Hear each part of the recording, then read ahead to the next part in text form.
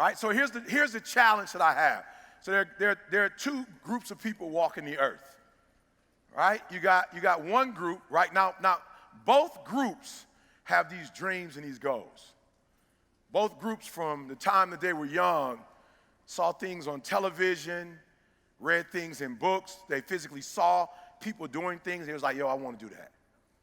Like, I want that. I remember being a kid, and I used to watch the Brady Bunch. And I used to be like, yo, I want a family like that. I remember watching it. See, my mom had me. She got pregnant at 17 with me. I didn't really start talking to my biological father, like literally having a conversation with my biological father until I was 30.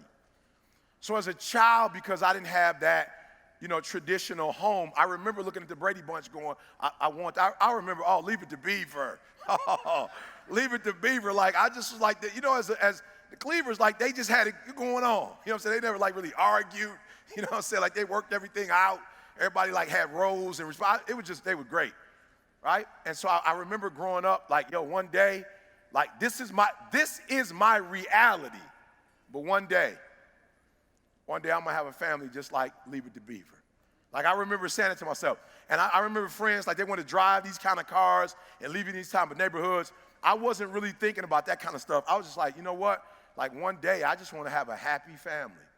Like, I want to come home, and I want my kids to, like, run up to me, Dad. When they get older, I want them to be proud of me. Right? I just used to have these dreams. I'm going to put my kids through college.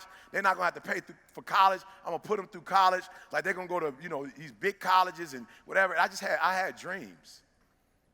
Right? I had dreams. And so what I want you to do for me is I want you to, and I know a lot of you are adults and you're adulting, and sometimes you don't have time for dreams and goals and stuff, right? But I want you to do me a favor. Like, don't let life do you like that. Like, don't let life put you in a circumstance or a situation where you stop dreaming. Like, don't let life put you in a situation where you are helping somebody else make their dreams become a reality that you forgot you have your own. Like, don't do that. Don't get so caught up giving some job 30, 40, 50, 60 hours of your day that you don't have any time left for yourself. And so what we're going to do right now, we're going to get back to the basics, right? We're going to get back to, and, I wake up every day and people say, yo, E, what's the thing? I know you say execution, but, like, what's that thing? And it's like to be fruitful, to multiply, to have dominion. Yes.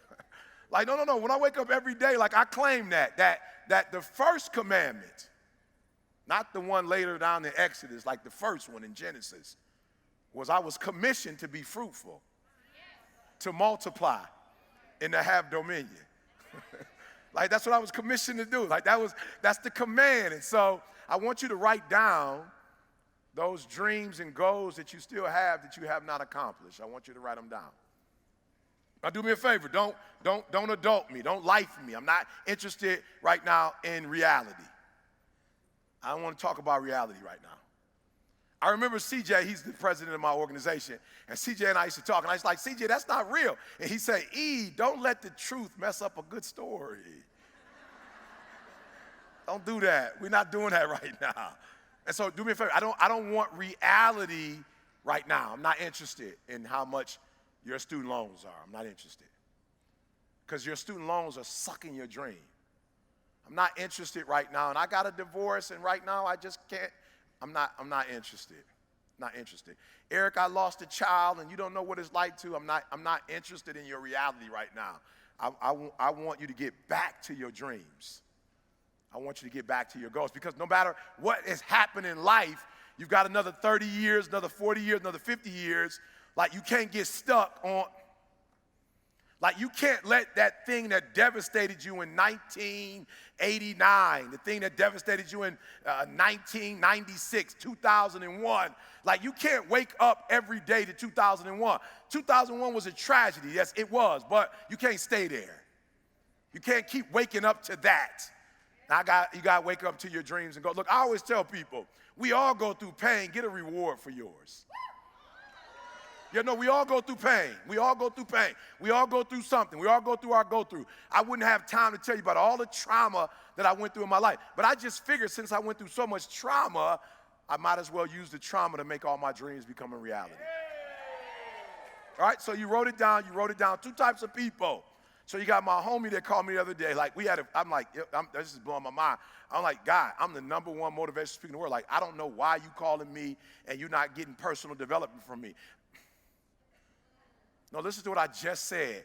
This is my best friend in the whole wide world. Listen to me, very close. Like, this is the dude I trust with my wife and my kid. Like, this is the person that my dreams, like, he helped me with my dream. I said, why are we on the phone talking about deficits right now? Why are you doing that? Do you know people who don't know me and I'm not their best friend in the whole wide world have gone through one of my programs and now they killing the game and you know me and you're not killing the game? Like, why are we on the phone talking about, okay, so we're going to you wrote down your goals and your dreams. I want you to write down on the other side what's keeping you from those and just be real. Because I'm going to talk about the conversation he and I had. Because what's keeping you from that, we're going to have to talk about that, and we're going to have to deal with that today, and we're going to have to finish that for the rest of our lives. So two types of people, right? So we're on the phone. I'm like, yo, God, do me a favor. Like, can we stop talking about your reality? I'm not interested. I'm like right now in marital bliss, and you trying to bring me back to divorce. Like, you talking about your marriage and where it ain't. I don't want to talk about that right now. I'm in bliss, so don't bring me there. I'm a multimillionaire. You talking about you're not making enough money to take care of you. I don't want to talk about that talk. Can we talk about your dreams and goals and get to them? So we're having a conversation, right? And so I said, look, just stop, right? Just tell me, what are your dreams and goals? He's like, to be a multimillionaire, to do this with my wife, take care of my kid. I was like, okay, let's talk for a minute. Let's talk. Do you know what it takes to be a multimillionaire? He's like, absolutely. And I'm in the industry, as a matter of fact, where in another 3 months, if I do what I'm supposed to do, I could actually make. I said, what? You're in the industry that you could do what? He was like, I'm in the industry where I can make $1 million between now, October, November, December. I said, really? He said, yeah. I said, what industry are you in? He said, the solar industry. I said, you're absolutely right. I said, do you know how many clients you'd have to get to make $1 million? He was like, absolutely. I was like, bet. We're getting somewhere now.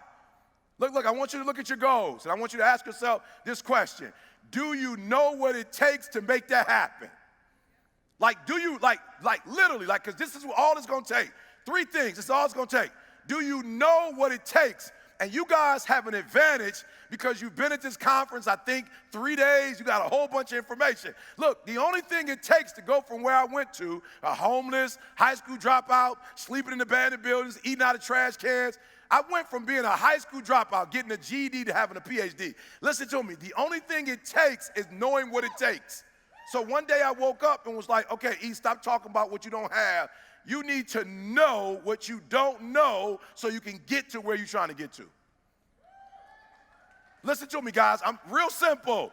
The first thing I'm going to ask you, do you know what it takes? That's it. Now, if you know what it takes, that's great. You mark it off. So now, we're doing real estate. I'm doing solar. Like, I got a lot of stuff going on.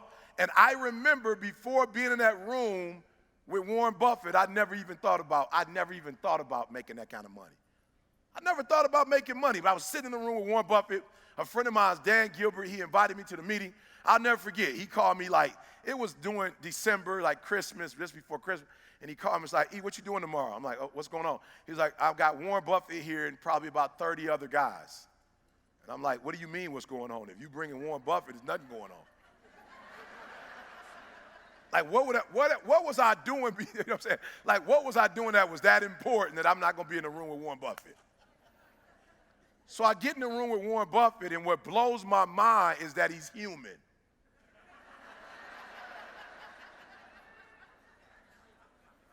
No, I just unleashed all your dreams and goals. All your dreams and goals. Look, there are those of you who watch people on TV and you go, oh, and you admire them and you love them. And some of you watch so much TV because you really want to live your dreams through somebody else. You're not ready to do the work. Real, so you watch it on TV so you can get inspired. And so Warren Buffett, everybody's sitting down, Warren Buffett walks in the room, and when Warren Buffett walks in the room, it blows my mind. I'm like, yo, this dude is human. I've been seeing him all, you know what I'm saying? When you see celebrities, they always photoshopped. You know what I'm saying? You see celebrities, it's like Oprah hair always intact on the thing. I ain't never seen Oprah hair out of tack on one of her magazine. She come on TV, got everything. Warren Buffett walked in, he wasn't on TV. He wasn't Photoshop. He was human.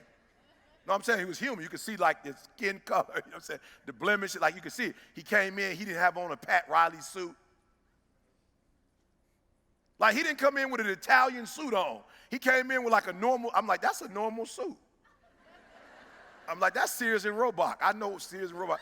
That's a Sears and Roebuck suit. You know what's so crazy? He could wear a Sears and Roebuck suit because he was already one of the richest men in the world. He didn't have to come in and impress nobody. He didn't have to come in and prove that he was rich because we know he's rich. I'm like, what an amazing feeling. Like you can be your authentic self. Like Warren Buffett didn't have to come in because some other guys came in and they had the suits that he didn't have on. And they had the $1 million watches that he didn't have on. And they had the shoes that he wasn't wearing. This is Warren Buffett. Like I saw his shoes. I'm like, yo, you can get those at Macy's. I'm looking at my man like, them some Macy's shoes, right? Those not even like Gator, you know, like you got to get them imported from Italy. I was like, I see, matter of fact, I've seen those exact shoes at Macy's. He had a normal tie on. He didn't have it all the way up. He didn't have a Pat Riley like cut. It was just a normal button up, and one of them was buttoned, one wasn't. And he came in the room, and he's not GQ, so he wasn't trying to act like he came in to give financial advice. And I sat there listening to this man talk, and I was like, whoa, my mom worked for Ford. She later got married. The person that became my father worked at GM. My whole life, I never heard that conversation before. I had only heard the working class language. It was a different language. I walked out of that room and was like, yo, I know what it takes. And what blew my mind was, this was during the recession. Warren Buffett was in Detroit during the recession. And I was like, what is he doing here in the recession? And I heard him talk about, yo, this is the time when you buy. So he was talking about the recession the way I never heard church. Before I heard the recession, like, the recession is coming. The recession is coming. Warren Buffett was in the room like, we about to hit, we're in a recession. I'm like, am I in the same room? What did he just say? So we're in a recession. This is what we're going to do. Cash is king. We're going to buy up, and I literally watched Dan Gilbert and Warren Buffett buy up buildings downtown Detroit, skyscrapers for $500,000. You can't get a house in certain parts of California. You can't buy a house in California for $500,000. Now, I've not been to Phoenix before, so I don't know the price of the house. But like, you can live in a poverty-stricken area in California, and the house is running $400,000.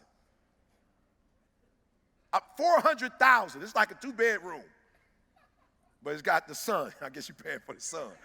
I'm not really sure. And the fact that there's no humidity is what you're paying for, I guess.